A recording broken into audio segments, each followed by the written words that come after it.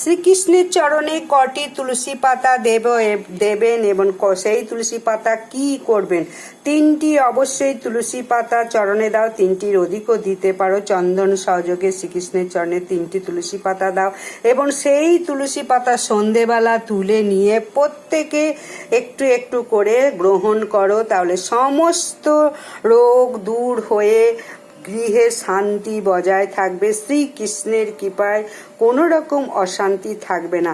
3টি পাতা দেওয়া হয় কেন? বলিরাজ প্রচুর দান ধ্যান করতেন, তখন এতটাই ভয়ঙ্কর হয়ে গেছিলেন, সমস্ত স্বর্গ রাজ্য দখল করতে গিয়েছিল। তখন দেবতারা ভয়ে শ্রীকৃষ্ণের কাছে এসেছিলেন। শ্রীকৃষ্ণ তখন বলিরাজকে ছলনা করে বলেছিলেন, আমাকে ত্রিপদ ভূমি দান দাও। বলিরাজ বলে, এ আর এমন কি, আমি ত্রিপদ ভূমি দান দেবো, তুমি বলো।